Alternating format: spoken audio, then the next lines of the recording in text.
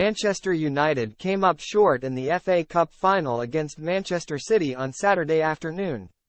As Manchester United's players trailed up the Wembley steps on their walk of woe to receive their FA Cup runners-up medals on Saturday, the gloating fans of their city rivals uncharitably rubbed salt into their wounds. The chants from a half-full sky blue stadium alerting them to the fact that they aren't particularly good and they know they are, or words to that effect, lacked class and overlooked United's improvement under Erik ten Hag but underlined that to compete on the same level a substantial gap still has to be closed. United did beat City in the league at Old Trafford in January, and made them sweat for the second leg of the treble in a frenetic finale at Wembley.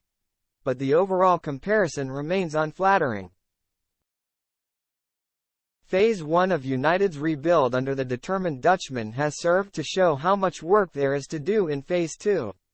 I have my ideas and I already told the club what we have to do for that, but I have to work with my staff, with my players to be better next season, said Ten Hag afterwards.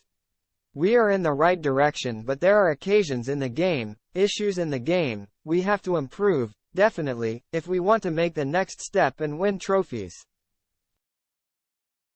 The pile of rubble that Ten Hag inherited has a discernible structure now but United remain hamstrung in important areas. David de Gea can still be a fine shot-stopper, although he wasn't for Ilkay Gundogan's match winner at Wembley. But United will never build anything coherent from the back with his cement feet. Up front Marcus Rashford has contributed 30 goals this season but the next highest scorer is Bruno Fernandes with 14. They need a top striker too. Throw in the long-standing requirement for an upgrade on Fred in midfield and the summer shopping list for United before they return to action for a preseason friendly against Lyon at Murrayfield on July 19 is an expensive one. There are potential remedies out there, Harry Kane, Declan Rice and David Raya amongst them. But United will have to break the bank to make them happen, which makes their clear as mud takeover picture a potential handicap. Avram Glazer was at Wembley at the weekend. Whether his family will still be in control of United next season remains to be seen. Investment is part of the picture. Success does not come cheaply. City's net spend since their takeover by Sheikh Mansour in 2008 stands at £1.26 billion.